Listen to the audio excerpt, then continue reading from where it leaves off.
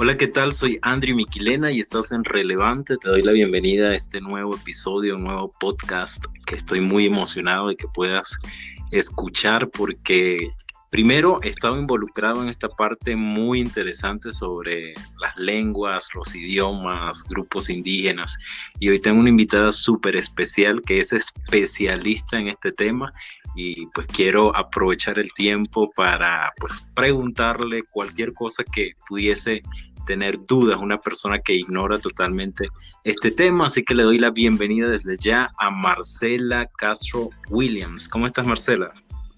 Hola, Andrew, muy bien. Contenta de poder acompañarte en esta oportunidad y hablar de un tema que me apasiona. Gracias por la invitación. No, a ti por aceptar. Bueno, Marcela es chilena, no sé si en este momento te encuentras en Chile. Sí, estoy en Chile por la pandemia. Sí, bueno, la pandemia nos encerró a todos.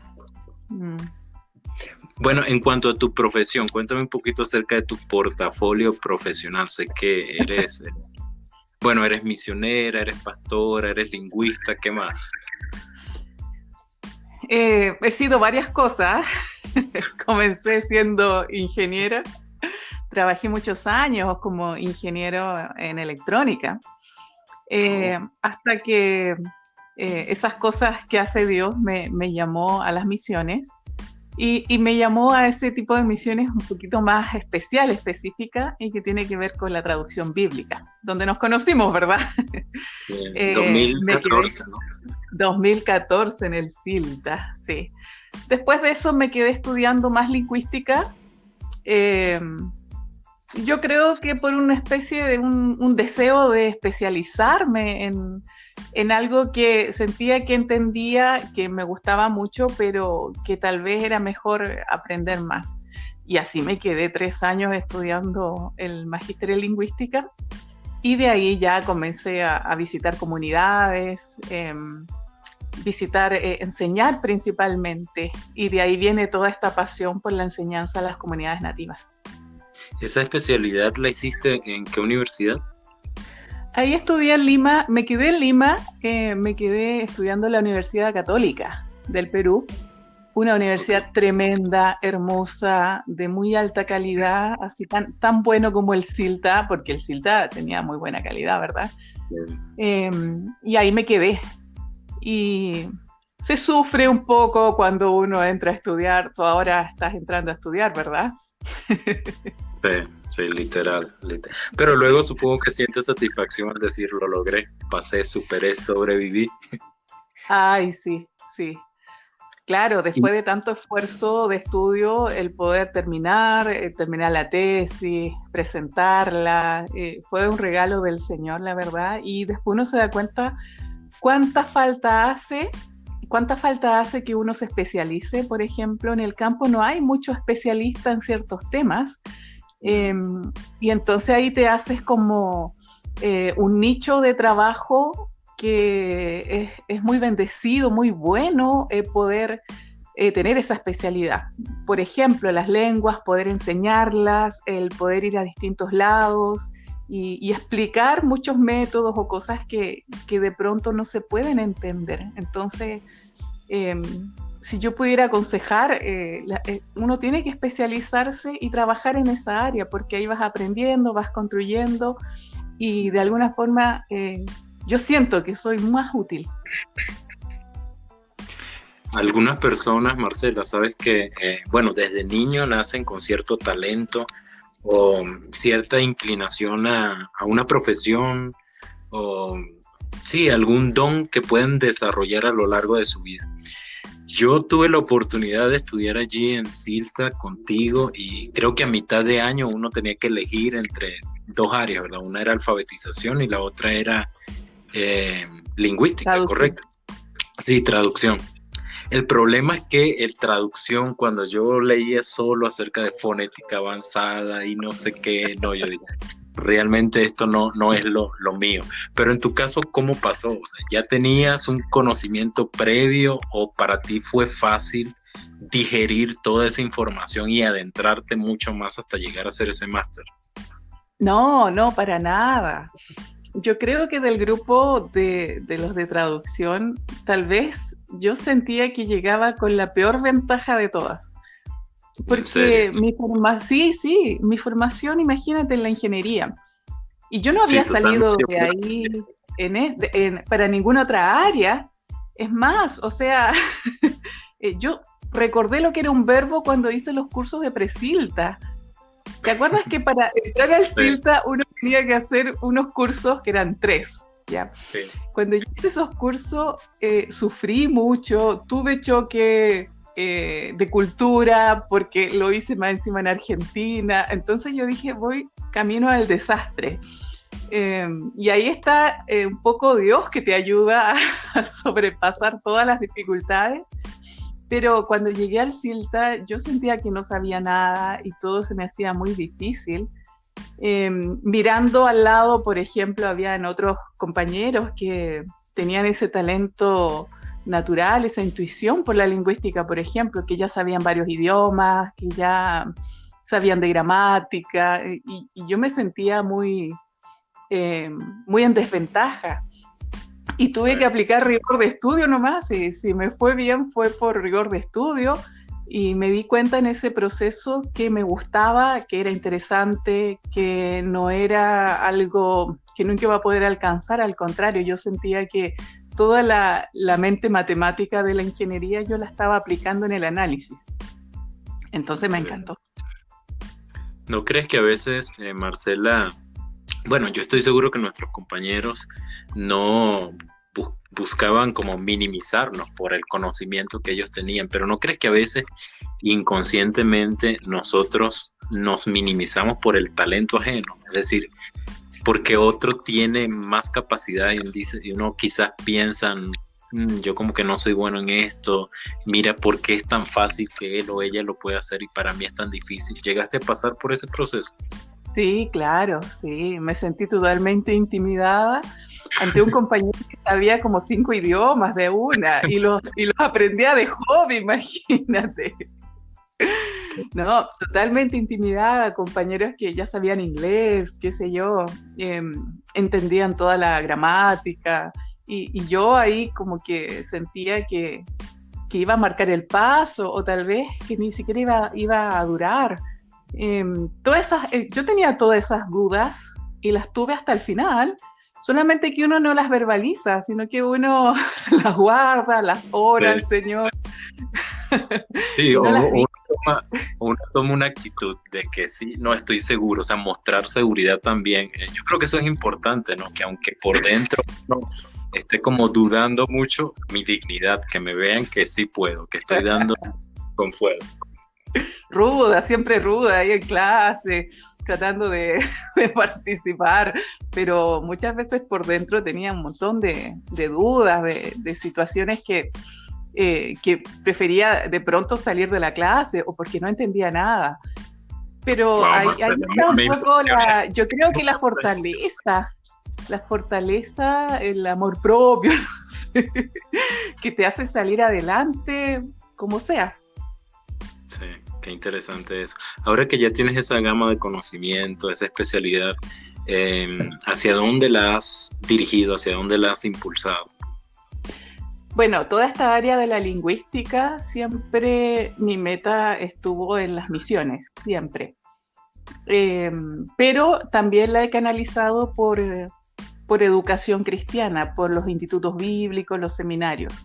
Y eso lo he reforzado en este tiempo de pandemia, pero todo el conocimiento finalmente es para servir, ser útil en el campo misionero. Ese era mi meta, es mi meta.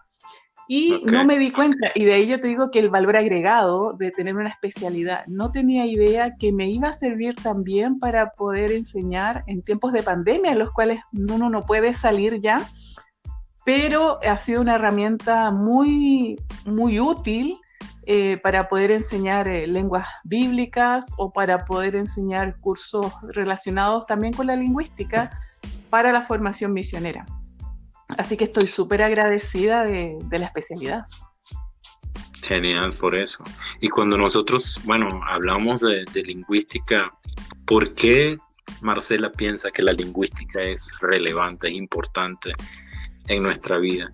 Yo hoy estaba reflexionando y decía, bueno, me gusta leer y comúnmente tengo una serie de libros que siempre leo, pero pensando, digo, bueno, ¿cómo llegó este libro a mí? ¿Cómo se forma mi propio idioma? ¿Cómo es que puedo entender mi idioma?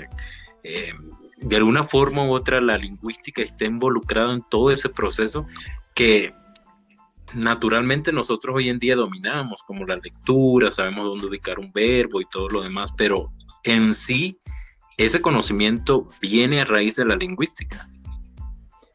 Yo creo que hay mucha confusión con respecto a la utilidad de la lingüística porque nosotros aprendemos intuitivamente a hablar nuestro idioma.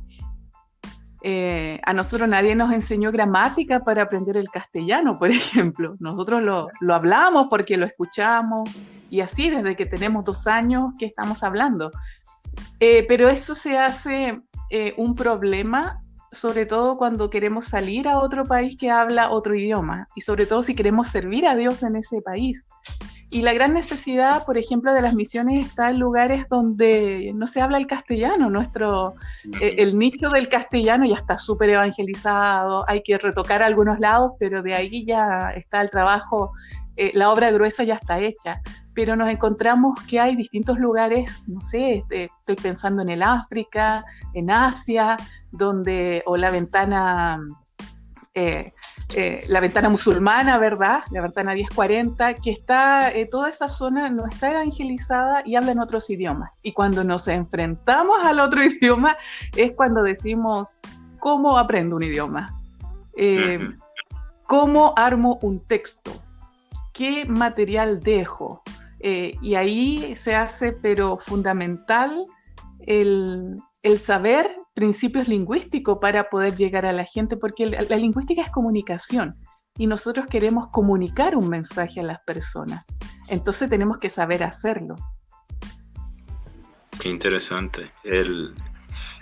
Bueno, otro aspecto que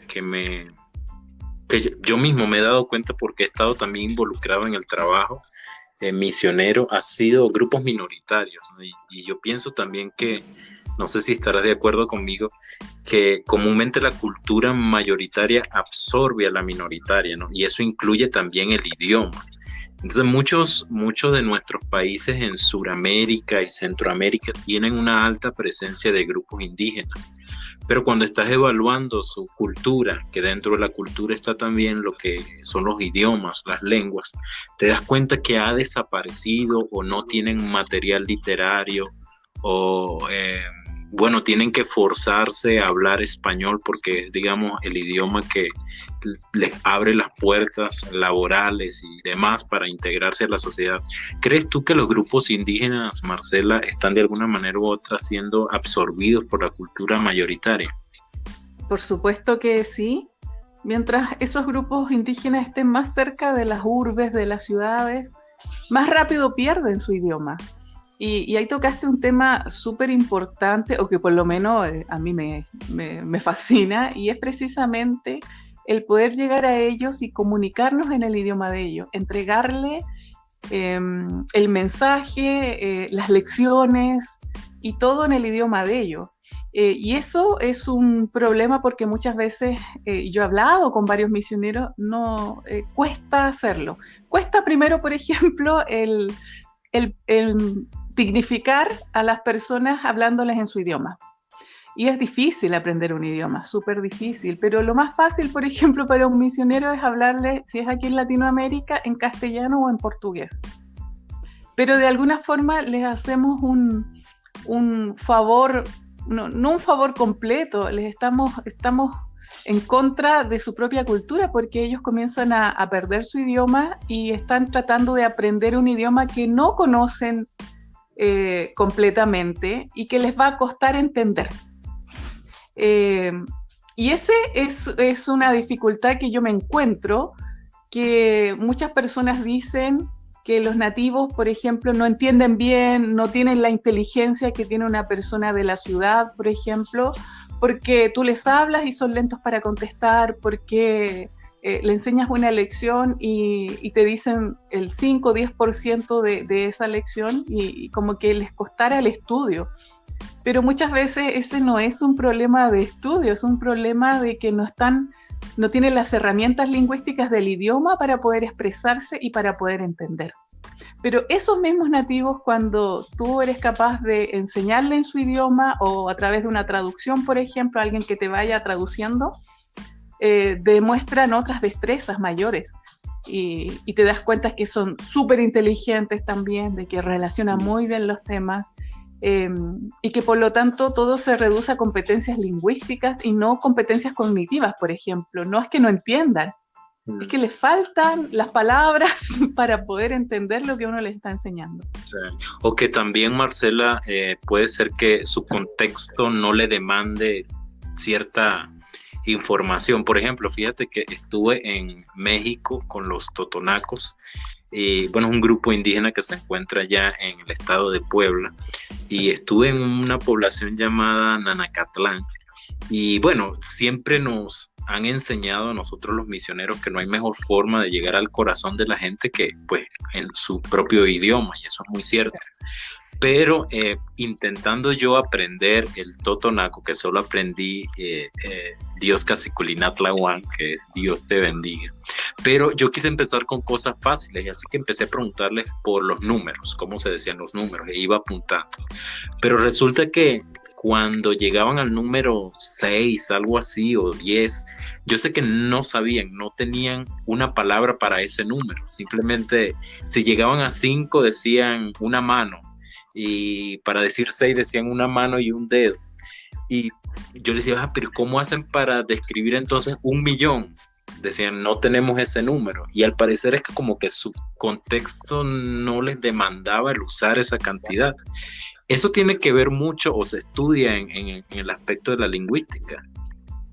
Sí, claro, esas cosas son bien interesantes de poder revisar, porque cada lengua de alguna forma está relacionada a su propia cultura, a su necesidad y a lo que no, y hay cosas que no las van a tener como nosotros. Por ejemplo, cualquier comunidad nativa de cualquier idioma no va a necesitar contar ni siquiera hasta 1000, ni siquiera 100. Porque, por ejemplo, si sacan cosas, es comunitario, entonces no van a estar pensando en lo que yo tengo y por lo tanto puedo vender. Se lo comen todo, o si no venden, qué sé yo, un montón, pero no tienen esa necesidad. De la propiedad privada tampoco. Entonces, ahí hay un principio de que la cultura va a influir en las palabras que tenga el idioma. Y la numeración es un producto nuestro, occidental. Y ellos se prestan, por ejemplo, del castellano o del portugués aquí en América para poder decir los números.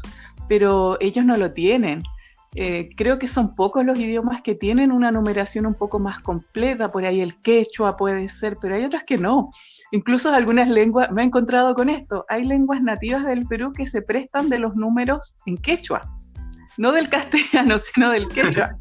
Entonces comienzan a decir números en quechua y es otro idioma, qué sé yo, es el chipiboconibo, pero tiene sus números en quechua. Imagínate, o sea, eso sí que es una mezcla. Y claro, la cultura va a influir en eso. Y hablando eso del totonaco, yo tengo un amigo totonaco, mira qué pequeño es el mundo. Ajá, cuéntame. Habiendo tantas lenguas, yo tengo un amigo totonaco, él es profesor de cursos de escuela de misiones. Y es bien interesante, el totonaco es un idioma bien complejo, fonéticamente es muy complejo. Y dictando este curso, yo lo contacté para que él fuera un asesor y les enseñó algunas palabritas en totonaco a los alumnos que tuve. Ellos estaban bien complicados, la verdad, porque tiene unos sonidos glotales y unas combinaciones bien extrañas, que de verdad te felicito que hayas querido estar ahí y aprender su idioma, que es tan complejo. Sí, no, para mí fue una de las... De hecho, México fue el primer país que yo visité fuera de Venezuela, y el primer grupo étnico fuera de Venezuela que visité fueron los totonacos. Y bueno, yo recuerdo que teníamos que visitar las iglesias y eso, pero Recuerdo en particular una iglesia muy pequeña con láminas de zinc y se levantó un anciano, porque comúnmente los ancianos tienen mucha autoridad y deben ser escuchados. Y este Claro. anciano se levantó, Marcela, y dijo, bueno, Dios nos ama tanto que ha enviado desde otro país tan lejos a estas personas para que nos vengan a hablar de Él. Quizás nosotros nunca viajemos y nunca salgamos de acá, pero fíjense cuánto nos ama Dios. Y yo recuerdo que lloré como un niño todo el día, porque creo que hay un corazón demasiado noble y precioso en los grupos indígenas. Imagino que te has dado cuenta en tus experiencias. Sí, ellos te valoran mucho. Ellos valoran que tú te tomes la molestia de estar con ellos.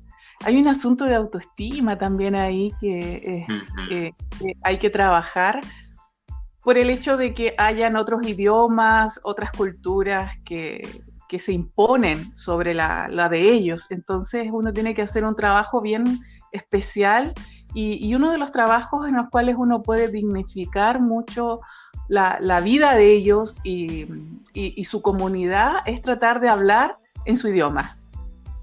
Porque yo lo explico de esta forma, es como que un gringo comienza a tratar de hablarnos en castellano. Nos fascina, ¿verdad? A todos nos gusta escucharlo y aunque lo diga mal, uno está fascinado porque Sí. de alguna forma uno siente que, el gringo se está rebajando a tratar de hablar y no que nosotros le entendamos su inglés. Es una cosa así. Y eso que tú viviste en esa comunidad, Andrew, yo lo he vivido en muchas comunidades donde he ido, donde ellos dejan todo y te van a atender, donde ellos quieren escuchar la palabra de Dios y lo poquito que tienen te lo dan todo en agradecimiento y uno queda corto con lo que les lleve, con la enseñanza. O sea, por ellos, muchas de estas comunidades te quedaras ahí con ellos a enseñarles toda la vida y con una actitud tremenda, hermosa. No es como cuando uno de pronto quiere enseñar en la ciudad, donde te están mirando el reloj, donde están todos apurados, donde no tienen tiempo, o donde un partido de fútbol te echa abajo cualquier programa, por ejemplo. No, ellos son capaces de estar días enteros escuchándote, poniendo atención, y si tú eres capaz de llegar a su forma en las cuales ellos aprenden, entonces los puedes tener ahí el tiempo que tú quieras o ellos te retienen todo el tiempo que puedan de ti. Sí. Yo recuerdo que justo en esa experiencia, bueno, se corrió la voz de que habíamos como predicado 2 veces en esa iglesia. Y en las demás iglesias que íbamos, la gente, después que predicábamos la primera vez, decía, bueno, hermano, vamos a descansar un rato para la segunda predicación. Y nosotros, segunda predicación, ¿por qué? Pero es que nos dijeron que allá predicaron 2 veces, tienen que predicar aquí 2 veces también. Y así en todas las iglesias, ¿no? Pero qué bonito es tener esas experiencias. De todas esas experiencias que tú has tenido, Marcela, ¿cuál ha sido, digamos, algún grupo indígena en particular que haya llegado más a tu corazón, que tú hayas tenido más experiencias bonitas y recuerdos que puedas compartir, y si puedes compartir alguna experiencia en particular? Sí, mira, tengo precisamente 2. Una fue el primer grupo que visitamos, digo plural porque fui con los jóvenes de mi iglesia, antes de dedicarme a las misiones y todo, muchos años atrás, visitamos a los H del Paraguay. Fuimos a una comunidad que se llama Cerro Morotí y cuando llegamos no teníamos idea de nada. Es más, el misionero que nos iba a esperar nunca llegó porque tuvo un montón de problemas, entonces estuvimos solos. Ellos hablaban su idioma y casi no hablaban el castellano. Entonces los maestros de la escuela, que también eran H y ellos sí sabían castellano, ellos eran los que nos traducían. Y fue en la primera reunión que un hermano, me parece que era el copastor, nos da la bienvenida de una forma parecida a lo que te pasó a ti, Andrew, lo que te pasó con el anciano. Ajá. Y nos da la bienvenida y nos dice que ellos quisieran atendernos de mejor forma, pero nos daban lo que tenían. Y yo recuerdo que que después de esa reunión habré llorado unas 3 horas en el pasto ahí afuera, y fue cuando el Señor me llamó a las comunidades nativas. Y ahí el Señor me confirmó que ese era mi lugar, estar con los nativos. Así es que imagínate cómo los tengo a ellos en mi corazón. Volvimos 3 veces. Siempre los tuvimos muy cercanos porque de alguna forma su sencillez y todo lo que uno es capaz de hacer en una comunidad no se compara con el trabajo que uno puede hacer en otro lado. Y marcó también a mi iglesia, a los jóvenes de mi iglesia, porque ellos también aman las comunidades nativas. La otra comunidad que no fue tanto una comunidad, sino que fue una instancia, ya estando en el campo misionero, me acuerdo que estaba terminando mis estudios del magíster en lingüística, y una misionera que tiene un instituto bíblico en la frontera, imagínate dónde estaba, en la frontera del Perú con Brasil y Colombia, que se le llama frontera, sí, ahí al bordecito del Amazonas. Ella construyó un instituto bíblico ahí y le enseña a las comunidades nativas ticunas, boras, yaguas, huitoto y todos esos que viven ahí al borde del Amazonas. Y para todos los países, ya sean de esas etnias, ya sea del Perú, de Colombia o de Brasil. Entonces estábamos enseñándoles, ella me invitó a enseñar los profetas mayores, ¿ya? Y yo fui con una misionera que ella trabaja para Buenas Nuevas. No sé si tú ubicas el Ministerio de Buenas Nuevas. La verdad no. No, bueno, es un ministerio que evangeliza a través de láminas y de audios. Es un ministerio bien, bien bonito y que se encarga de traducir mensajes, historias a todas las lenguas, incluso va antes que Wycliffe ellos. Después, cuando se ve la necesidad, entonces se traduce el Nuevo Testamento. Fuimos las dos y comencé yo a enseñar, y yo ya sabía ya por cursos de la universidad un poco cómo ellos piensan un nativo, cómo aprende, que no es igual a cómo tú aprendes en la universidad o como tú aprendiste en tu colegio, en la escuela, por ejemplo. No, a ver, ¿puedes explicar un poco acerca de eso, Marcela, acerca de... Sí. Mira, por ejemplo, tú cuando eras pequeñito te llevaron a la escuela y te enseñaron a leer, te enseñaron a escribir también. Y uno entra en un sistema en el cual uno depende mucho de la lectura y de la escritura, ¿ya? Esa es la forma en la cual uno aprende. Y aprende cosas abstractas, por ejemplo, ciencias naturales, ciencias sociales, matemáticas, que están un poco alejados del diario vivir. Son como pilares, son fundamentos, pero no son cosas prácticas que uno las vaya a utilizar en la vida diaria. El nativo aprende, los niños nativos aprenden de otra forma. Ellos aprenden mirando del adulto. Ellos aprenden las historias porque se las repiten una y otra vez. Y un nativo no lee ni escribe. Y si lee y escribe es porque le enseñaron en la escuela, pero después que sale y se va a trabajar a su campo, a su chacra, ya no lo utilizan más. Entonces ellos tienen otra forma de entender y aprender los conceptos y la vida y las cosas. Bueno, eso lo aprendí en la universidad y a través de varios estudios y cosas, entre un montón de cosas que me enseñaron, pero me quedó eso muy, muy grabado. Y se me hacía muy interesante poder aplicar nuevos métodos para poder enseñarle. Y se me ocurrió primero ser gráfica con ellos, haciéndoles dibujos. Imagínate enseñar profetas mayores, Andrew. Estamos hablando de Isaías, de Jeremías, son libros gruesos, es bastante contenido, enseñándolo con dibujos. Y además enseñándolos con repetición.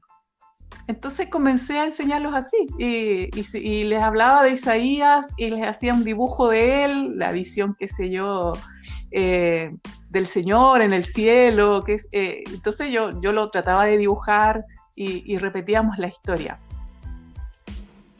Fue un asunto, yo lo sentí en mi mente y en los hermanos que le estaba enseñando, fue como una bomba, una cosa así. Porque ellos estaban felices, se reían, repetían una y otra vez. Yo les decía, ni siquiera necesitan escribir nada, solamente miren el dibujo o traten ustedes de dibujarlo y ese va a ser su apunte. Y así, les iba enseñando historias clase a clase. Y el examen fue que ellos me contaran de vuelta ya la historia y así mediante un sorteo, pues podía ser cualquiera. Y me sorprendió tanto, Andrew, cómo ellos habían aprendido.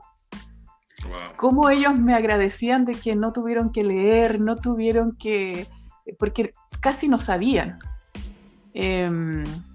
Y yo vi los resultados de eso cuando terminé de hacer las clases, hacía un montón de dibujos, después se los dejaba pegados ahí para que ellos repasaran a través de los dibujos. Esta hermana misionera de Buenas Nuevas me dijo, una argentina, Elda, la verdad es que un amor ella, me dijo así, vos tenés que grabar eso y vos tenés que hacer un material con eso, porque es la forma en la cual Dios te va a usar para poder enseñar. Y yo quedé sorprendida porque yo me sentía que estaba experimentando, pero me di cuenta de que era un método con el cual yo podía llegar a los nativos y ellos me podían entender y ellos podían responder a esa enseñanza. Ese es el método que yo uso para enseñarle a los nativos y donde vaya, Andrew, donde vaya es el mismo resultado. Los veo contentos, me piden que me quede. Y yo no me considero una persona así como súper graciosa, histriónica, ni nada. Es solamente el hecho de que ellos sienten que pueden entender un estudio, una profundidad, un nuevo nacimiento. Imagínate, ellos son capaces de entenderlo porque uno le hace dibujitos y porque repite muchas veces la historia. Así que ha sido algo tremendo para mí y también yo siento que puedo avanzar en la enseñanza hacia ellos con estos métodos. Marcela, y bueno, ya que a veces yo creo que los sistemas educativos que tenemos nosotros no toman en cuenta nuestros estilos de aprendizaje. Yo creo que hay sistemas educativos que están un poco más avanzados en ese aspecto, por ejemplo los europeos o algún método de aprendizaje como de los Estados Unidos. Pero puedes hacer tú, podemos encontrar nosotros una crítica dentro de nuestros sistemas educativos cuando nos forman con cuestiones que no tienen nada que ver, como decía, con nuestra vida cotidiana. Recientemente, bueno, estoy estudiando una materia llamada pedagogía, ¿no? Y dentro de la pedagogía nos han enseñado acerca de los sistemas educativos y precisamente los sistemas educativos son en sí un modelo político, ideológico, es decir, todo lo que la estructura de enseñanza, las materias, busca un fin en el ciudadano, bajo un modelo político e ideológico, es la verdad.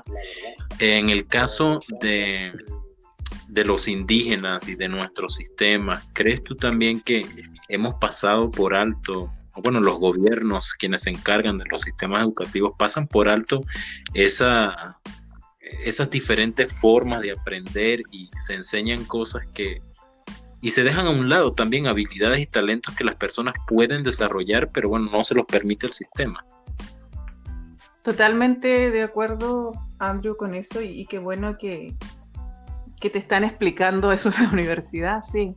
Yo creo que ahí hay una responsabilidad y también una intención de los gobiernos, por ejemplo, que cuando se enseña, se comienza, es lo que yo vi en el Perú, se comienza en el mejor de los casos a enseñar en el idioma de ellos, pero se termina enseñando en castellano. Y con eso se comienza a dejar de lado los idiomas nativos. Y eso es una pérdida, porque te están quitando, es como que te quitaron una parte de ti, la parte que se expresa, la comunicación, por otro que nunca va a ser igual, por ejemplo, en lo fonético.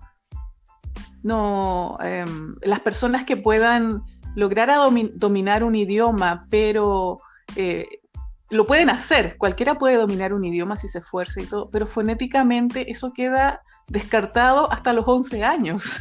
Entonces, para los que queremos aprender un idioma, siempre vamos a sonar extranjeros. Y desgraciadamente hay distintas formas de hablar. Por ejemplo, en el Perú está la gente que viene de la cordillera, de la sierra. Cuando va a la ciudad y habla, va a hablar con un dejo, con una entonación muy de la sierra que va a producir prejuicios en las personas. Y por lo tanto, esa persona no va a ser bien recibida.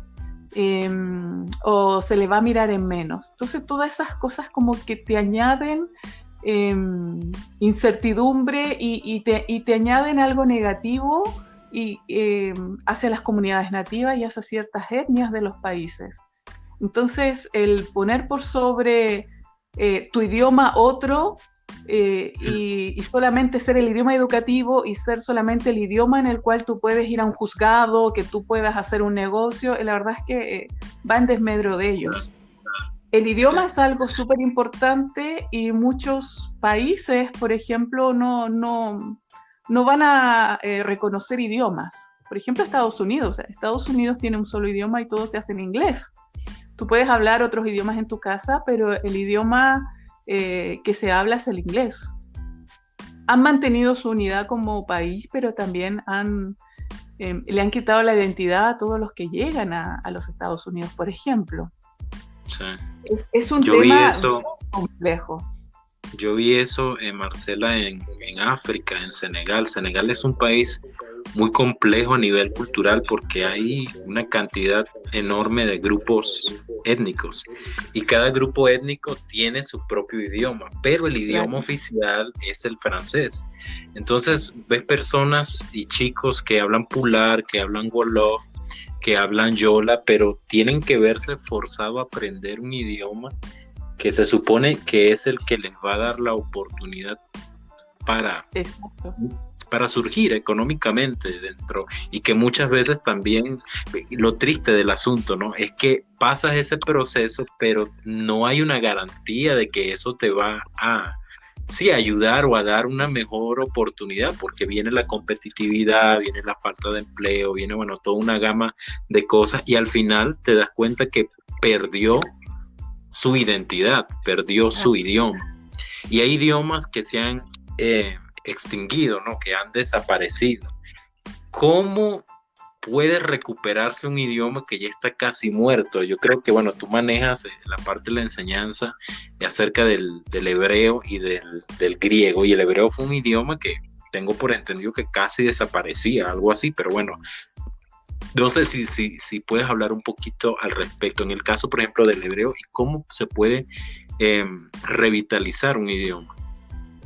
Sí, de las lenguas de la Biblia tenemos, por ejemplo, el hebreo, el arameo y el griego.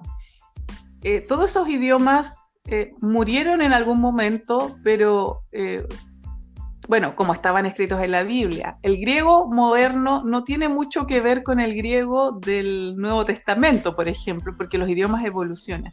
En el caso del arameo, ese murió. Y en el caso del hebreo, había muerto también. Pero ahí sucedió algo increíble y que solamente ha pasado con ese idioma, ningún otro más. Fue que lo revitalizaron. Sí, lo revitalizaron cuando Israel volvió al año 48 a su tierra. Ellos dijeron, bueno, tenemos que hablar un idioma. Ellos venían de un montón de naciones, de Europa, de Estados Unidos, de un montón de lados, y tenían que decidirse por hablar una lengua. Y decidieron revitalizar el hebreo. Es el único país que ha hecho eso.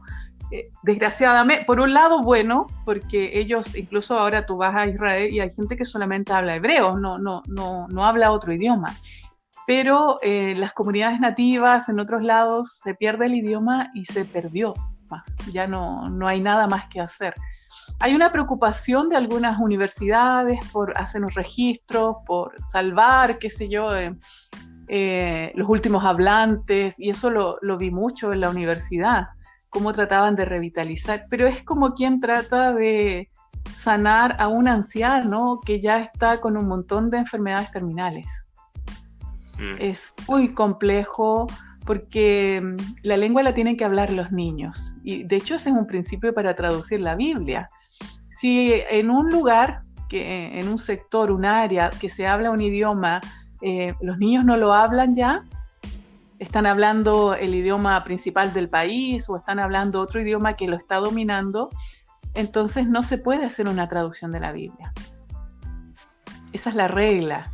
Pero si hay niños que sí hablan el idioma de su casa, entonces hay una esperanza, porque ellos son los que van a usar el idioma. Pero si son solamente los adultos y los ancianos, ese idioma ya murió. Y mueren una cantidad de idiomas muy grande, precisamente por la globalización, porque es una política estatal, por ejemplo, como comenzó este tema, el tener solamente un idioma principal por nación.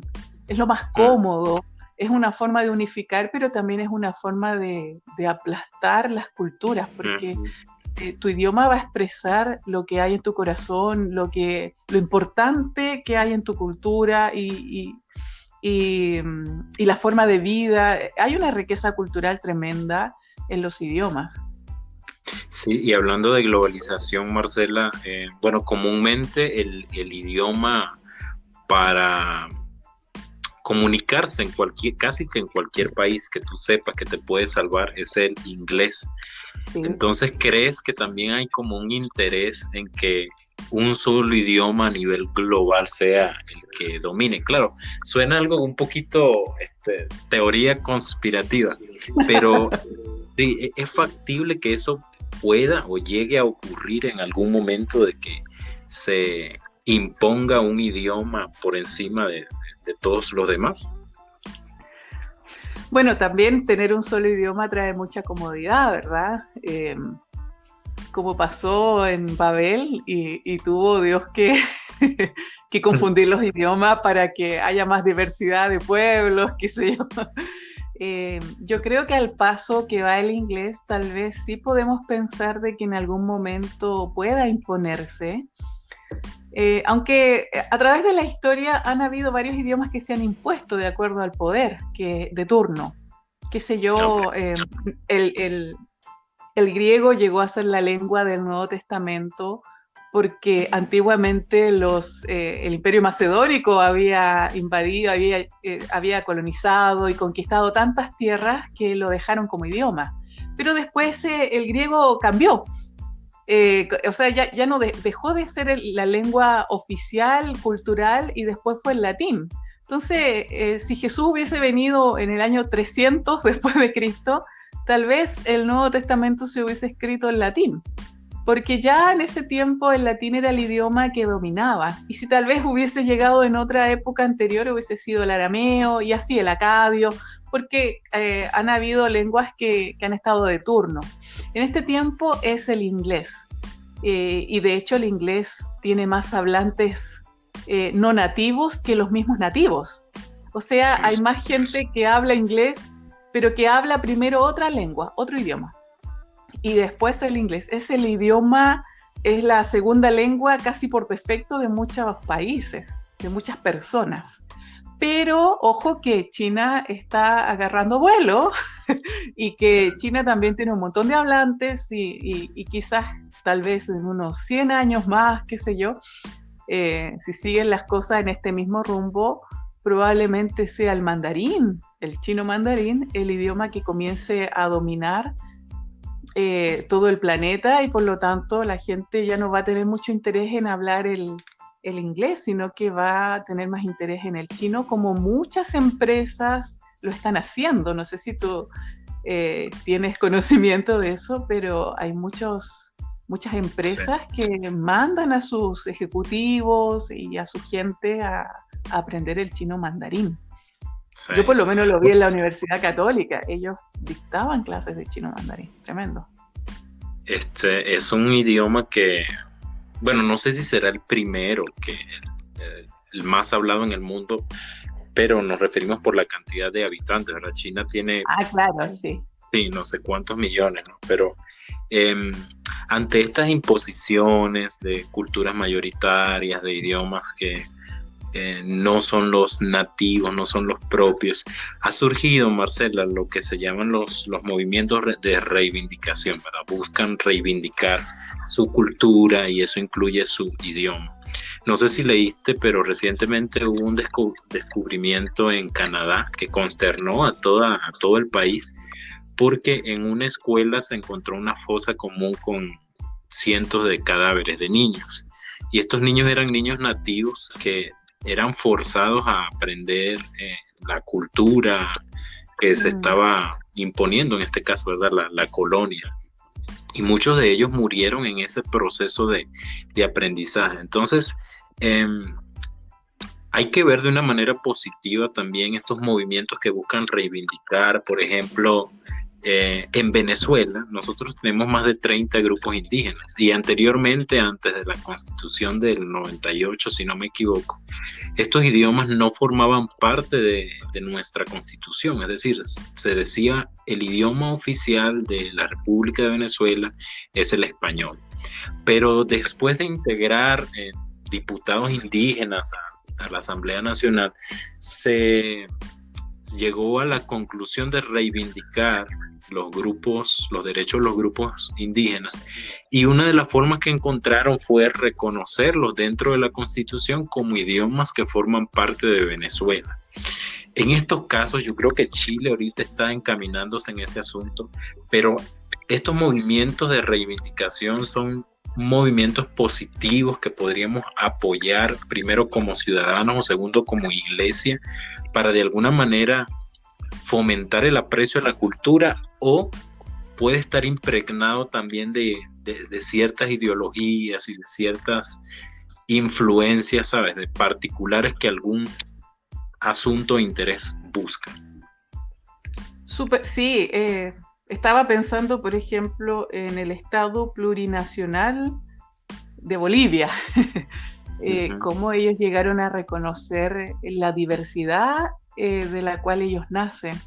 Y yo creo que eso es muy positivo y es muy justo también, porque antes de la llegada de los españoles, la tierra era nativa. Ellos eran los dueños y ahora muchas veces están relegados a su mínima expresión en los campos, en lo profundo de la selva, en lo alto de la cordillera, y desde ahí minimizados. Yo creo que estos grupos, como tú dices, son muy importantes para poder dignificar al ser humano. Y fíjate que lo que hace Dios es dignificar. Nos dignifica sacándonos de donde estaba, de nuestro estado, del pecado, ¿verdad?, de nuestras faltas, nos dignifica. Y estos grupos, o esta forma de poder llamar la atención sobre estos grupos étnicos, también los dignifica a su forma, claramente.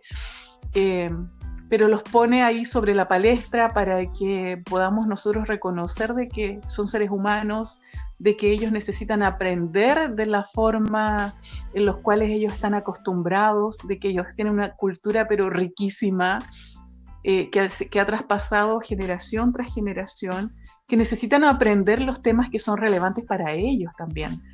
Porque de pronto la currícula, por ejemplo, educativa, les enseñan cosas que son irrelevantes, que no la van a utilizar, pero hay un montón de temas que ellos podrían ser más productivos, por ejemplo, con su tierra, con técnicas especiales para poder trabajar, por ejemplo. El mismo hecho de los idiomas, también reconocerlos en las constituciones, de reconocerlos, que la nación no solamente se habla el castellano, sino que además se hablan un sinnúmero de idiomas también.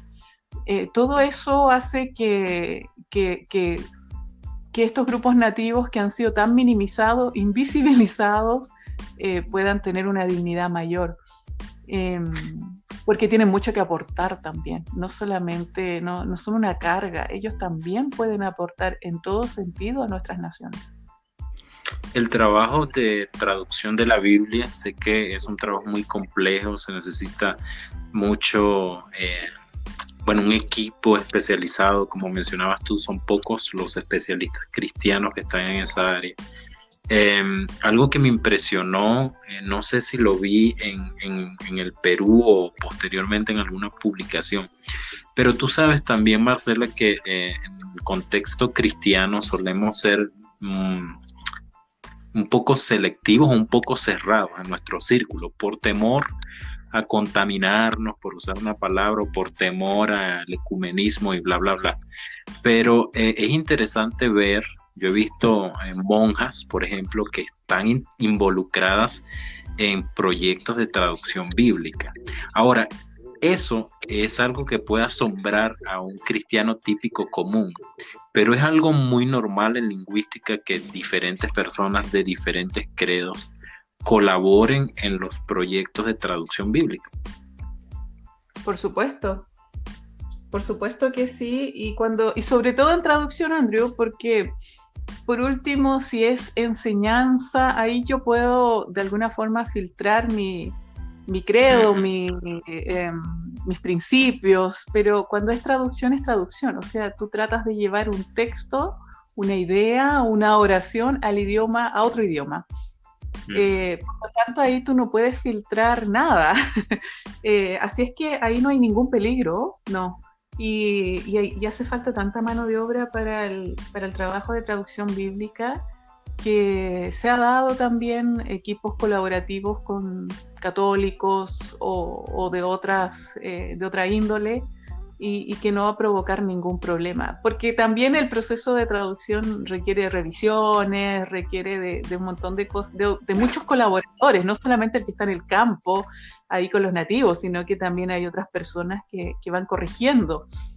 Así es que no se puede filtrar nada que sea indebido. Entonces, y no sé si, mira, en traducción bíblica uno lo puede hacer sin ningún problema, el colaborador que sea. Pero también yo creo que tú lo sabes, Andrew, que la colaboración en los lugares donde el evangelio es restringido, tampoco como que importa mucho si el que te va a apoyar es un católico o es el único sacerdote de la única iglesia católica que hay en la ciudad, y tú como misionero se colaboran claramente, porque son tan pocos, porque hay tanto trabajo que hacer, y porque se necesita uno colaborarse el uno con el otro. Y esa situación puede ser un poquito más compleja, pero se da. Yo la he visto en los lugares que he ido. Yo lo he visto cómo el sacerdote le pasa gente al pastor, y el pastor lo mismo, va y le ayuda al sacerdote. Y eso sería pensado en nuestras culturas tan cerradas. Sí, Marcela, ese es el punto. Yo creo que tenemos una cultura de fe muy cerrada. Fíjate, en el caso de Senegal. Senegal es un país donde más del 90% de la población es musulmana, y hay sus grupos, ¿verdad?, radicales. Y yo recuerdo que estando allá había una persecución muy sutil contra los misioneros cristianos, pero también lo estaban haciendo contra los católicos. Y claro, de este lado del mundo, algunos aplaudirían eso, qué bueno que los están, ¿verdad?, persiguiendo porque son idólatras, pero cuando estás tú en el campo y estás viendo, oye, es alguien que al menos tiene un punto en común conmigo, a mí me dolió, yo no sabía cómo explicarlo, pero yo sentía que formaba parte de mí. O sea, era alguien que también tenía un concepto de Jesús y que lo estaba persiguiendo un musulmán por su fe. ¿Crees que nos falta a nosotros como cristianos sensibilidad también en ese sentido? O abrirnos un poquito sin llegar al extremo de comprometer nuestro credo, como dices tú. Sí, va a depender un poco de los contextos. Yo creo que sí nos falta un poco entender que en ciertos lugares todo sirve, que con lo que te pasó a ti, por ejemplo, con los católicos que también los perseguían. Ellos por último tienen la Biblia, ellos por último anuncian de que existe un Dios, que existe Cristo, y eso como que te ayuda, ¿sí? Y por lo tanto están como, por así decirlo, remando para el mismo lado. Tal vez deberíamos de ver estas como competencias, como quien tiene como rivales, pero no enemigos. No sé si logro como plasmar esa idea, Como Sí, cuando sí. tú juegas un partido de fútbol y alguien gana, pero seguimos siendo todos deportistas. Sí. Yo lo veo un poco así.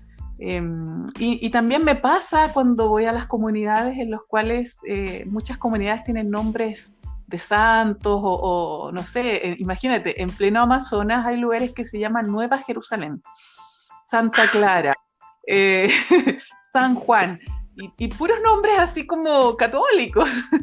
De alguna forma, yo agradezco porque ¿quiénes fueron? Fueron los jesuitas que andaban por ahí y llegaron mucho antes que los evangélicos y ellos le pusieron nombres cristianos y de alguna forma como que anunciaron esto de Cristo.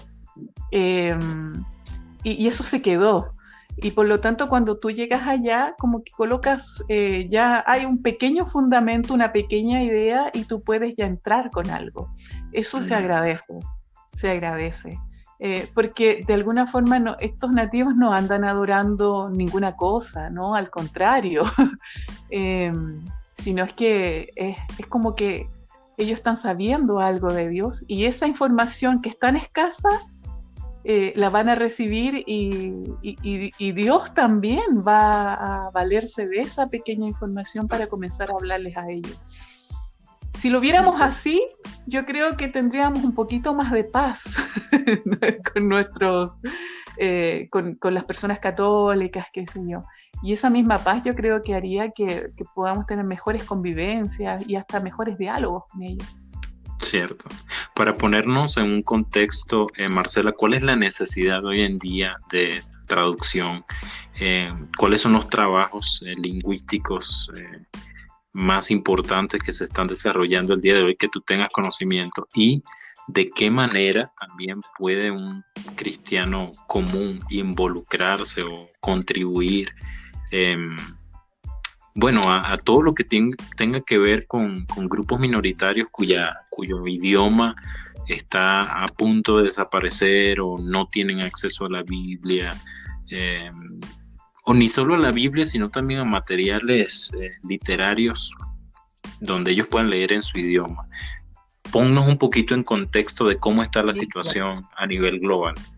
Sí, te agradezco esa pregunta porque no siempre se sabe o no siempre se tiene una actualización. Por ejemplo, en este momento faltan 1.600 proyectos de traducciones del Nuevo Testamento a nivel mundial, 1.600. Estamos pensando que en el planeta son un poco más de 7.000 idiomas. Y de esos 7.000 idiomas hay un grupo que ya tiene la traducción de la Biblia hecha, otros tienen, o del Nuevo Testamento.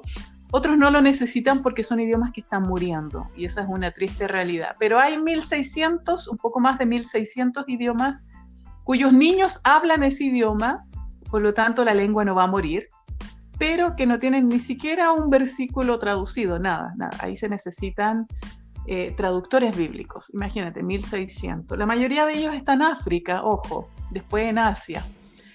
Por el lado de las Américas son pocos los proyectos que se necesitan. El grueso es África, Asia y Oceanía, ¿ya?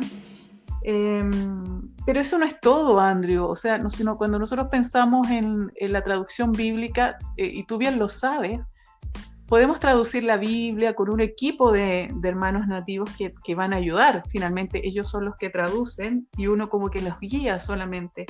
Pero después está que la comunidad lea las escrituras, ¿verdad? Y ahí entran ustedes, los alfabetizadores, que tienen que hacer el trabajo de enseñarles. No, eso es interesante porque ¿cuánto tiempo puede llevar un proyecto de traducción? A ver, para empezar por allí. Un proyecto de traducción es fácilmente por lo bajo 15 años. Wow.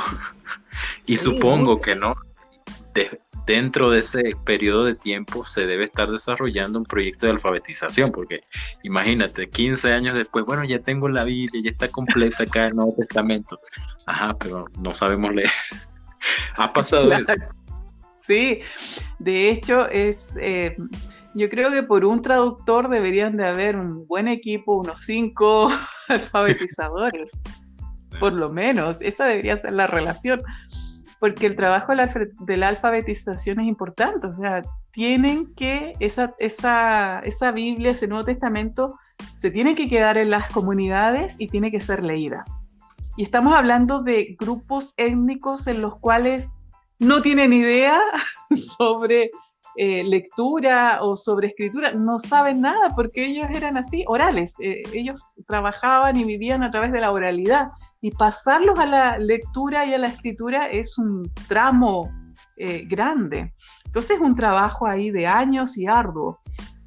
Pero también, Andrew, no solamente tampoco que puedan leer, sino que además necesitan a alguien que les explique las escrituras. Porque de buenas a primeras tampoco, y yo creo que te pasó a ti como cristiano, uno lee la Biblia y tú no vas a entender todo. Hay cosas que necesitan que te las expliquen, ¿verdad? Uh-huh. Tú necesitas un libro, necesitas un comentario bíblico, necesitas un maestro que te enseñe, que te explique el contexto histórico, incluso la misma lingüística, cuando es una parábola que tiene un solo significado, o que esta es una figura literaria, o este es un símbolo. Hay un montón de figuras, de cosas que tú no las aprendes de buenas a primeras, sino que necesita de un apoyo de alguien que te ayude, que te la explique. Bueno, se necesitan maestros después que puedan, en las comunidades, en los lugares que ya tienen el Nuevo Testamento, poder explicarles las Escrituras. Entonces, si te das cuenta, es una cadena grande de apoyo que necesitan, que se necesita para conocer, para aprender el Evangelio.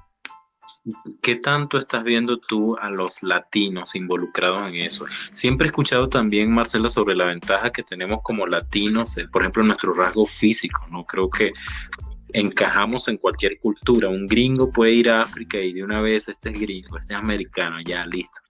Pero un latino puede pasar sutilmente desapercibido como un nativo. Yo creo que eso es una ventaja que Dios le ha dado al latino. ¿Y qué está haciendo la iglesia latinoamericana en pues todo lo que tiene que ver con el trabajo de traducción bíblica? ¿Crees que hay un movimiento que está creciendo, o más vale hay necesidad?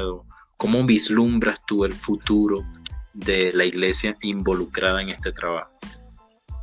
Yo creo que sí, Latinoamérica está reaccionando a esta necesidad, pero creo que todavía falta. Es cosa de ver la cantidad de misioneros que van a estudiar al CILTA, que en este caso es el centro latinoamericano en el cual nosotros nos preparamos, ¿verdad? No es mucho tampoco, y después vienen ciertas dificultades que hacen que, por ejemplo, no puedan alcanzar proyectos.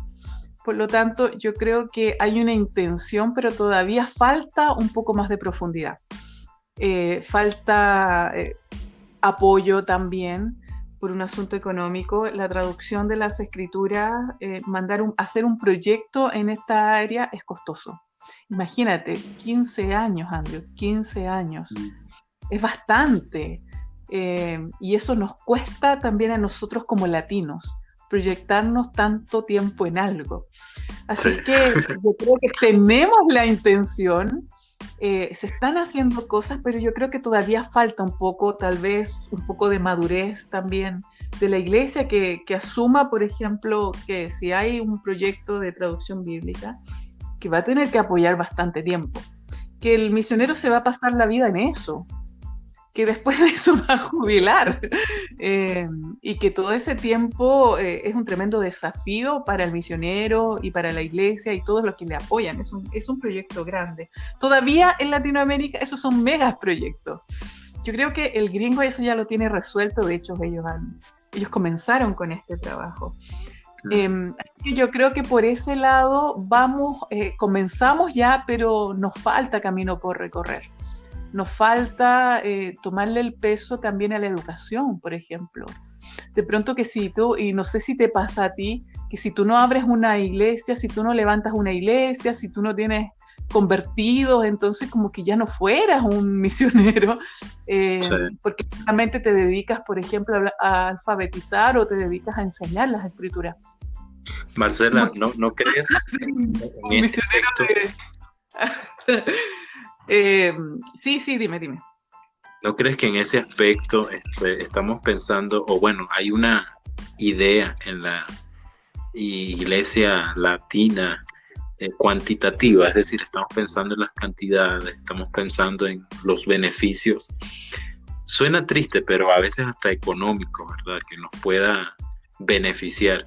Y lo que dices tú es cierto, ¿no? De cómo se le exige a un misionero cantidades de personas cuando el contexto es totalmente diferente a...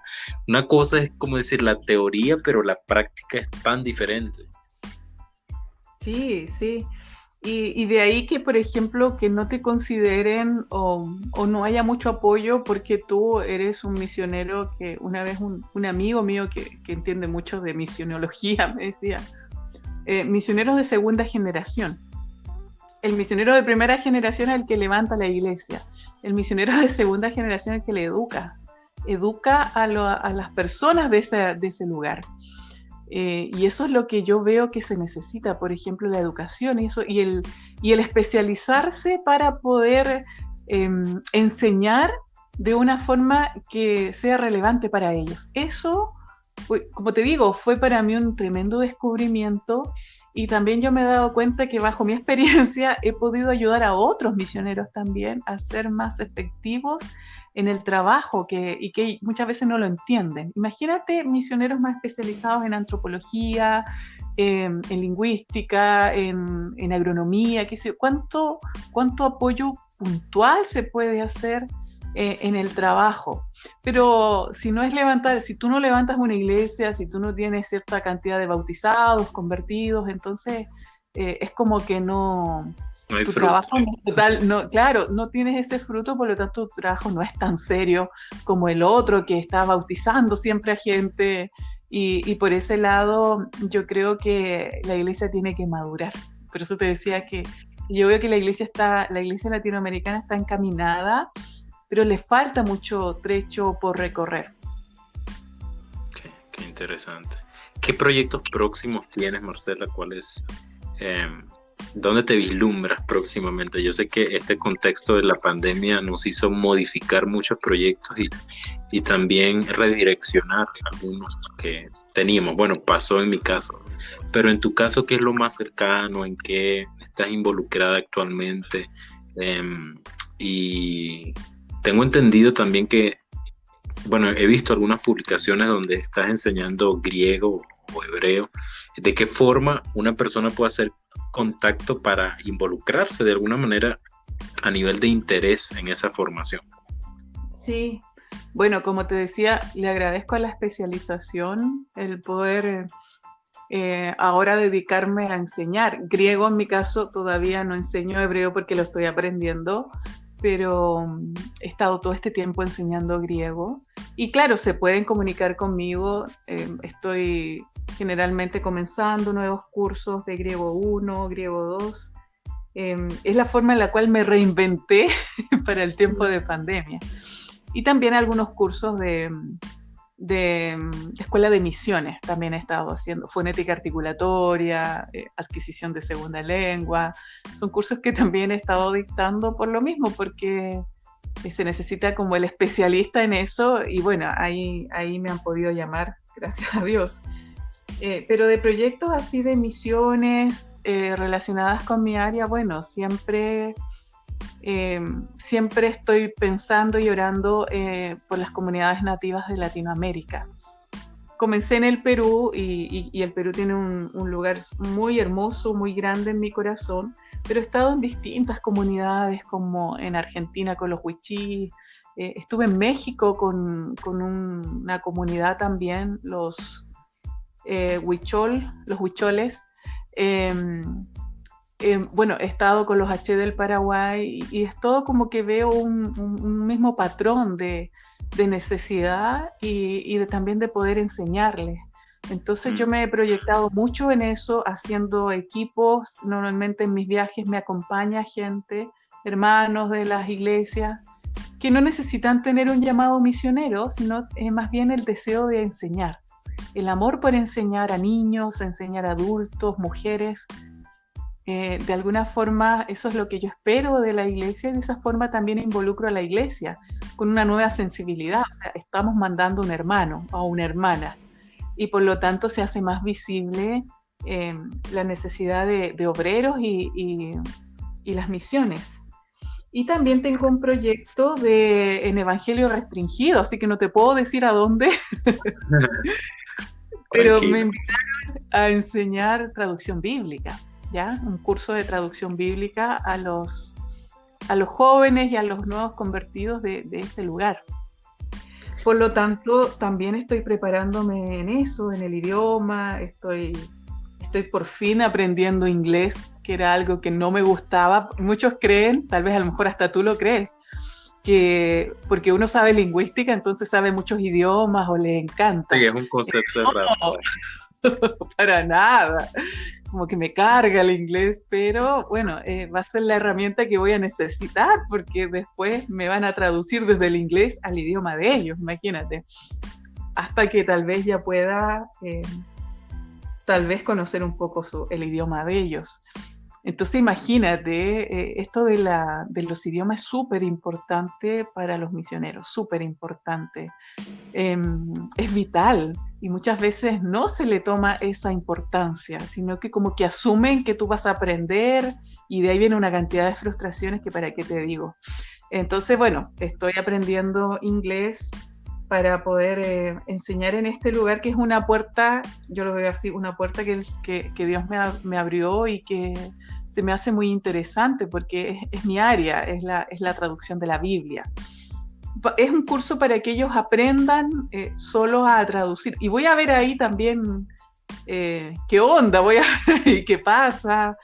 No tengo mucha información porque el país es un poco lejano y también donde uno pregunta.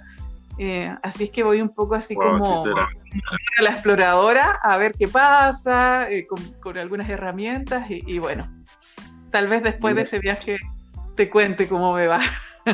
Bueno, con gusto estaré esperando. Ya para, bueno, ir cerrando un poco, Marcela, sabes que existen grupos no contactados, grupos que no sabemos qué idioma hablan, cómo es la estructura de su idioma,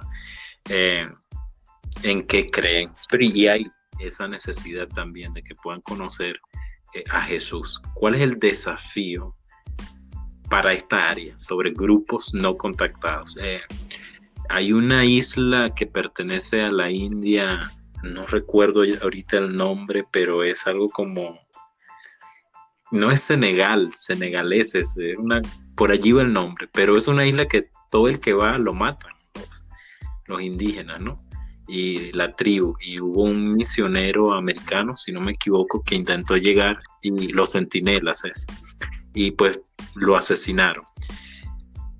El desafío de misioneros que tienen ese llamado a grupos no contactados, que a veces también, Marcela, hay problemas legales, porque muchos de estos grupos, por ejemplo, algunos se encuentran en la Amazonía y están protegidos y está prohibido totalmente tener contacto con ellos, también por motivos de salud también, porque muchas de sus defensas no están preparadas para virus que nosotros contenemos.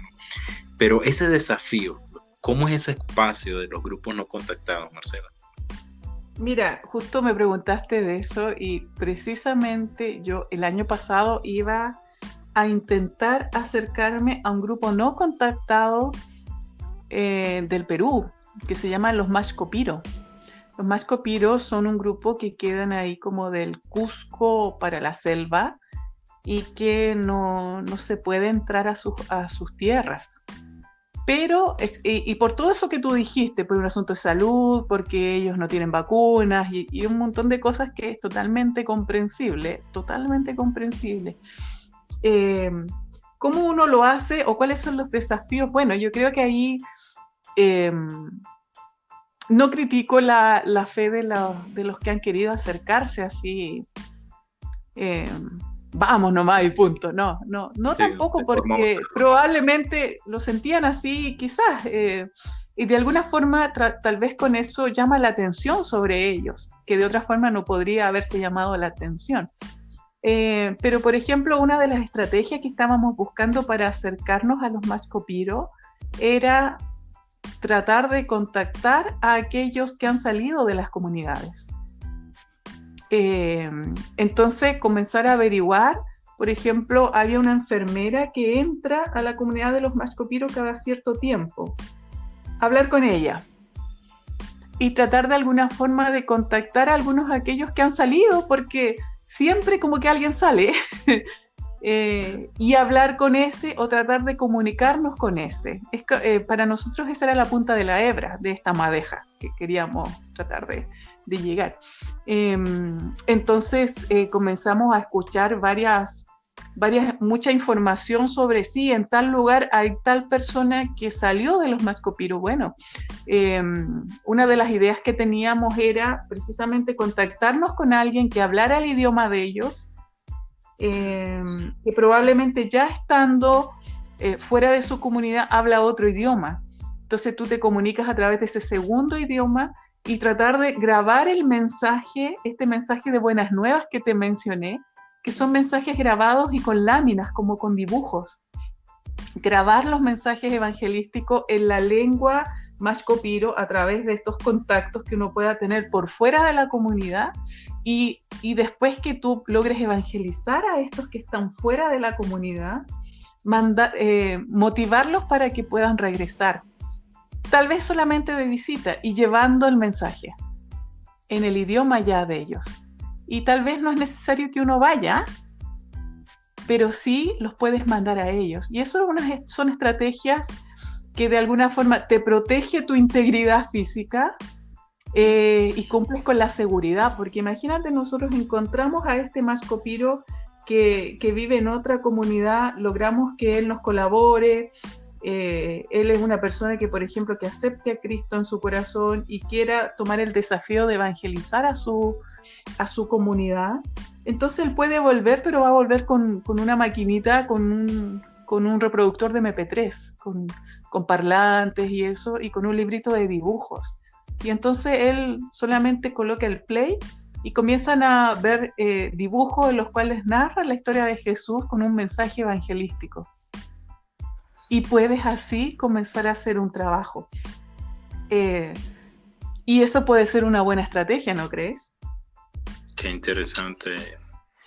Bueno, yo creo que no tengo realmente ese llamado de poder desafiarme, sí, a grupos no contactados. Sí entiendo que es una necesidad y sí entiendo que también requieren, ¿verdad?, conocer de Jesús, pero meditando en la forma, los medios, las estrategias, qué difícil, ¿no? Cuando, sí. O sea, no solo la barrera del idioma, sino simplemente no hay un contacto, o sea, no hay una forma de adentrarse o de hacer clic. Y precisamente en este punto te quiero preguntar acerca de algo que pues he escuchado mucho y que he visto también algunos videos al respecto, pero al parecer en cada cultura, sobre todo en grupos indígenas, Dios ha dejado como un punto que es totalmente clave para la introducción del evangelio. Esto puede estar en alguna práctica, puede estar en alguna costumbre o puede estar incluso dentro del idioma, en un concepto lingüístico. ¿Qué tan real es esto, Marcela, de que Dios en cada cultura ha dejado un punto que permite conectar el evangelio? Yo creo que no solamente un punto, yo creo que varias cosas. Es más, yo creo que uno puede llegar con el evangelio con más facilidad de pronto a ellos que a nuestras propias culturas o más avanzadas, por así decirlo. Porque puede que sí sea una práctica como el hijo de paz, ¿verdad?, que es tan conocida, en el cual se intercambiaban los hijos, o tal vez conociendo sus espíritus o sus dioses, uno puede que haya alguno que en algún aspecto se pueda parecer a Dios, y esa es como la punta de la hebra para poder avanzar.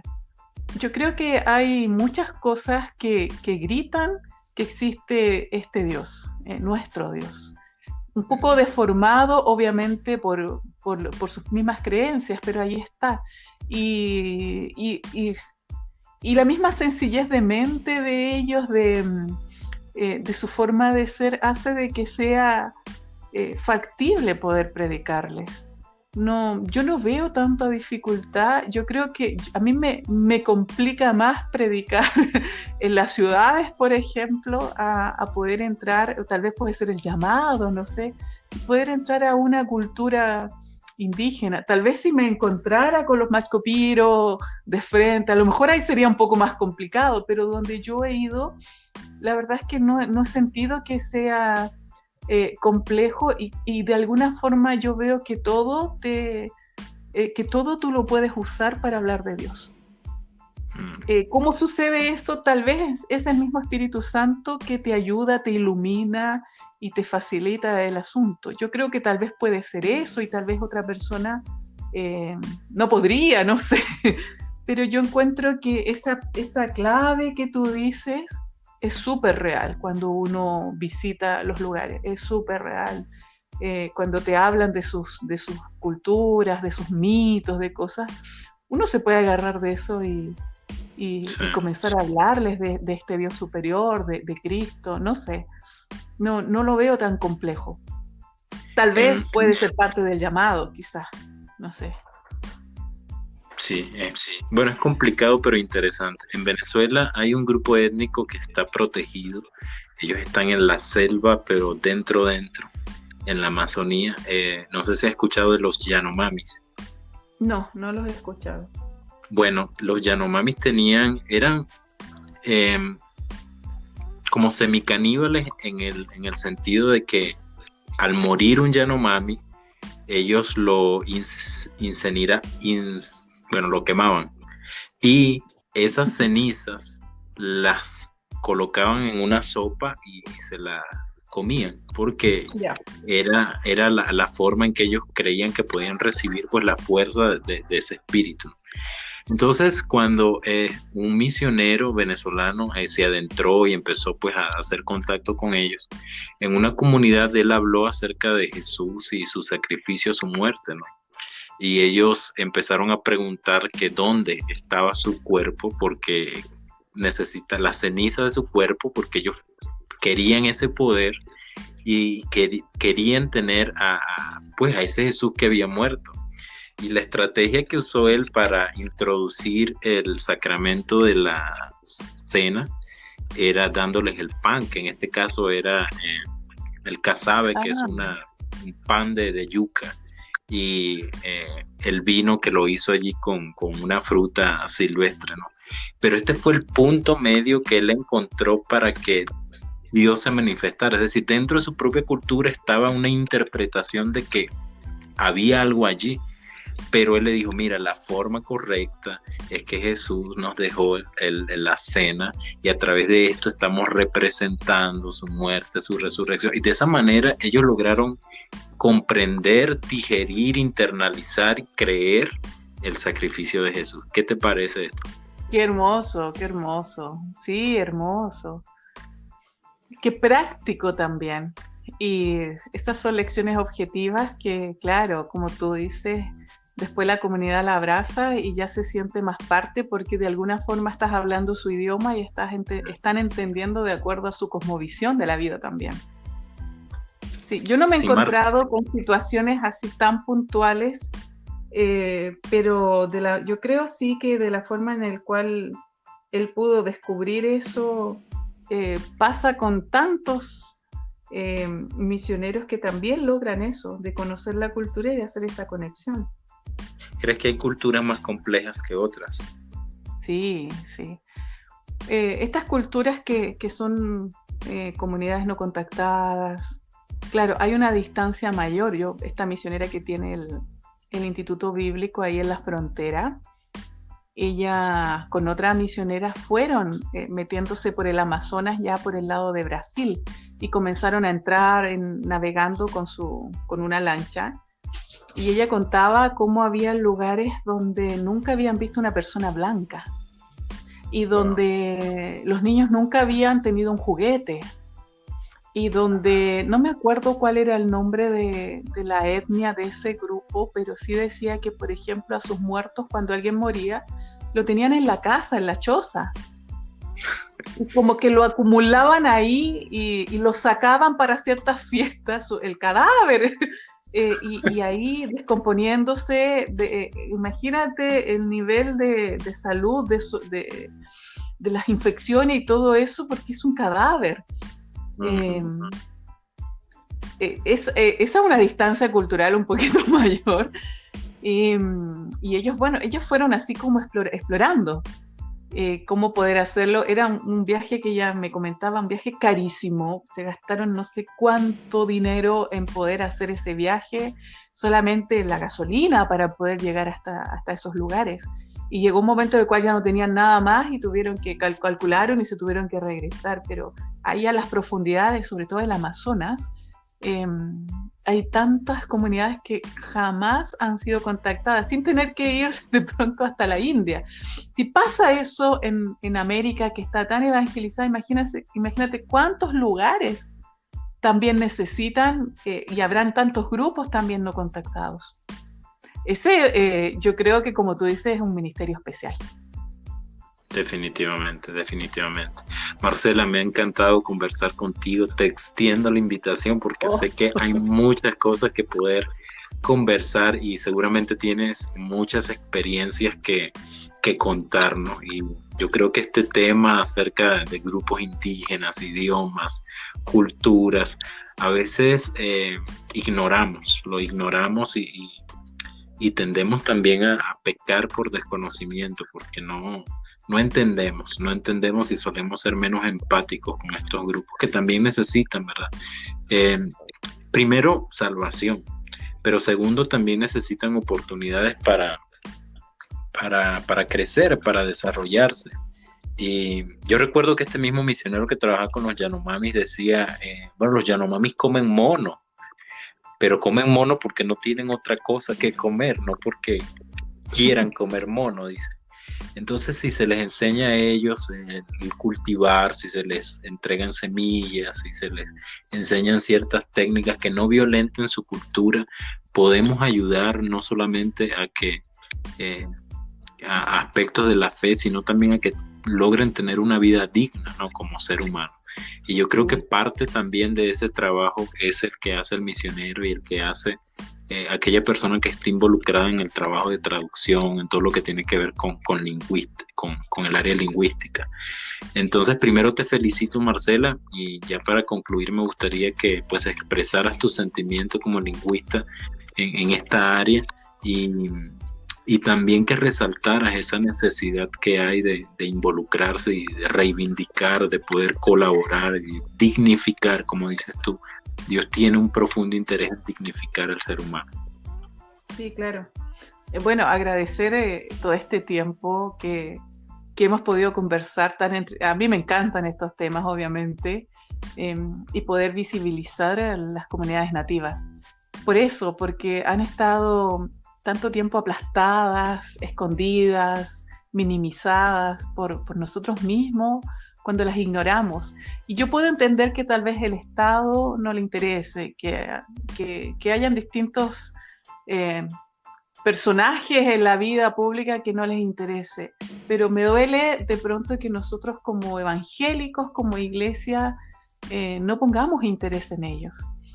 Y yo creo que esa es una deuda que nosotros tenemos con nuestros propios nativos, el poder atenderlos, el poder ayudarlos y en cosas tan sencillas como por ejemplo el ir a enseñarles. Es sencillo, incluso cuando yo hago las invitaciones, anda una vez en tu vida, después no vuelvas más, pero la vez que tú ya participes, vas a mirar, a mirar las misiones, los nativos de otra forma.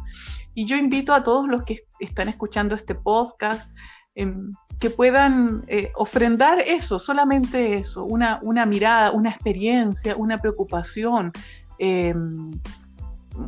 Tenemos tantas personas talentosas en nuestras iglesias, maestros, músicos, y si ofrendáramos eso, una lección, hay tanto material que hacer, hay tanto trabajo, y en el cual todos son absolutamente necesarios. Y a veces yo me siento un poco como remando sola con eso, porque a mí me duele, la verdad, las necesidades que yo veo, cómo pastores no tienen todo el conocimiento, porque no tienen los recursos, no tienen el material que ellos puedan entender. y si nosotros pudiéramos proveérselos, estaríamos ayudándolos a ellos y estaríamos también haciendo que el reino de Dios se expanda aún más. Ellos son súper entusiastas cuando tú les enseñas, son pero preciosos, pueden estar días escuchándote. Entonces, tal vez a las personas yo creo que los que están escuchando tus podcasts son personas que de alguna forma tienen un interés por las misiones. Invitarlos a que se atrevan, que puedan salir, que puedan hacerlo. Cuando esto de la pandemia comience a menguar, que tengan planes de hacer su vida significativa visitando una comunidad, y se van a dar cuenta de lo que hablamos ahora y de mucho más. Cuánta necesidad y cuánto uno puede hacer por ellos. Incluso yendo y solamente mirándolos, escuchándoles y dando la lección más sencilla, ya estás edificando algo inmenso en medio de ellos. Entonces es una labor hermosa que no cuesta tanto y que podemos entre todos colaborarnos. Y bueno, sí, claro, involucrarnos todos, las iglesias, los que les gusten las misiones, los que les guste enseñar, todos pueden participar, la verdad. Y quién sabe si tal vez desde ahí salgan más misioneros con un llamado a los nativos. Imagínate, nativos hay en todo el mundo. Yo estoy hablando de los que conozco, pero tú conoces un poco más en África, qué sé yo, en Asia. Es una población tan grande, pero también tan ignorada. Y la iglesia está para llegar absolutamente a todos. Agradezco tu invitación, Andrew. Yo sé que tú también tienes un corazón por las comunidades nativas, porque ellos son el principal nicho para la traducción y la alfabetización. Entonces, estoy contenta de poder compartir esto contigo, porque yo sé que a ti también te gusta y de alguna forma Dios también te ha llamado a esto. Sí, bueno, quiero terminar con esto, Marcela, que espero que quede en tu corazón como quedó en el mío. Fue una experiencia que tuve en uno de los últimos viajes misioneros que pude organizar dentro de Venezuela. Hay un grupo étnico en Venezuela llamado los Yupas. Ellos se encuentran en la Sierra de Perijá y compartimos frontera con Colombia en ese aspecto. Y organicé un grupo, y dentro de ese grupo iba una doctora. Y yo siempre animaba, así como lo dices tú, de atrévete a tener una experiencia, aunque no te vayas a quedar, dedica 2-3 días para que tú tengas una experiencia y tu mentalidad, créeme que va a cambiar, le decía yo. Y empezamos a visitar este grupo y nos adentramos a una comunidad en la montaña donde, bueno, tuvimos que usar caballos, bestias los llaman, para poder subir y bueno, íbamos allí subiendo unas 2-3 horas y llegamos a una comunidad donde había un pequeño dispensario, como un ambulatorio, donde los indígenas eran atendidos. Y se hizo una fila de indígenas que querían que les atendiera la doctora, ¿no? Y lo triste del caso, Marcela, es que en el depósito de ese dispensario, ellos nos sacan 2 costales de medicamentos. Y todos estos medicamentos estaban vencidos. Y nos decían, aquí nos estamos muriendo porque nosotros no sabemos para qué se usa esto. Tenían allí los medicamentos, tenían allí las indicaciones, pero no sabían leer, no sabían para qué servían y perdieron todo eso. Y yo reflexionaba y decía, ¿cuántas vidas pudieron salvarse si alguien se atreviera a dedicar un tiempo de su vida en poder ayudar, enseñar, darles este conocimiento y que ellos sean autosostenibles, que ellos mismos puedan también atenderse? Pero esta es una realidad que vivimos muy cercana, pero que también se vive en el mundo. Tremendo. Entonces tus palabras, Marcela, ahora sí, ya para terminar, para estas personas que están pensando, ¿hago o no hago eso? ¿Me involucro o no me involucro? ¿Vale la pena que deje un toque mi profesión, mi horario de trabajo y dedique un par de días a tener esa experiencia? Lanza ese último desafío a las personas, por favor. Sí. Mira, conocí en el viaje a los Wichís una dentista que visitaba por segunda vez la comunidad donde estábamos evangelizando, enseñando. Ella había ido hacía 20 años atrás a verle sus dentaduras y todo eso. Después de esa visita, pasaron 20 años, ella volvió y nunca había vuelto a entrar otro dentista a esa comunidad. Y ella estuvo gran parte del día sacando dientes, porque ya no servían para nada. ¿Cuántas cosas podemos hacer, hermanos, que no tenemos idea, que tal vez para nosotros puede ser una carga, pero puede ser tan importante? Hay tantos lugares donde yo misma voy y es la única escuela bíblica que tienen los niños.